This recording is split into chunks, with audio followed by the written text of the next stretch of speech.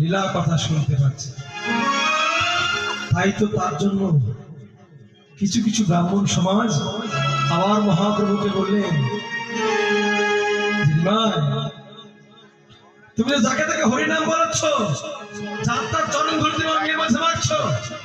দেখো তুমিও ব্রাহ্মণের সন্তান, আমরাও কিন্তু ব্রাহ্মণের সন্তান।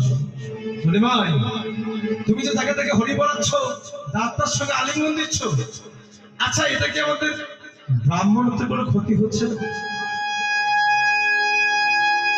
তখন মহাপ্রভু বললেন যে বামন ঠাকুর,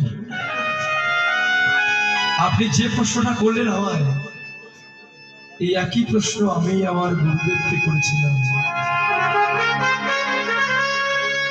আর আমার গুরুদেব কি বলেছিল জানেন?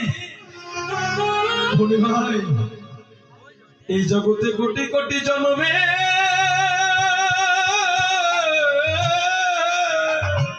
কোটি কোটি জনমে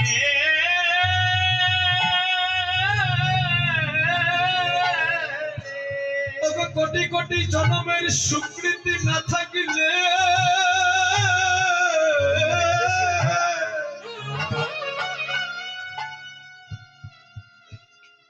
ওগো কৃষ্ণ বলে ভক্তের নয়নে জল আসে না, জল আসে না।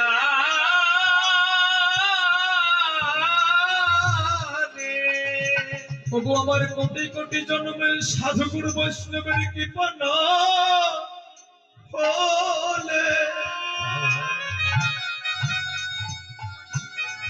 ওগো বদনে কৃষ্ণ বলে ভক্তের চরণ ধরে অঙ্গে মাখা যায় না।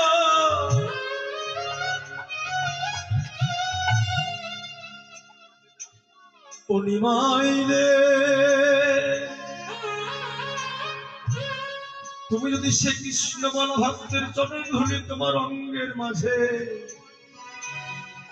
একটা বার নিতাই গৌর হরি বল বলি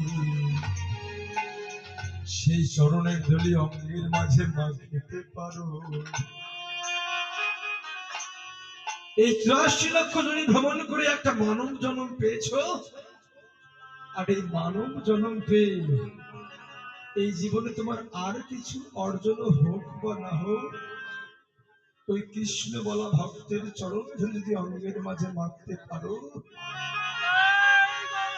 সেদিন আমি বললাম কি জানো, ওই কৃষ্ণ বলা ভক্তের চরণ ধরে অঙ্গে মাখবার জন্য সেদিন তোমার মানব জন্ম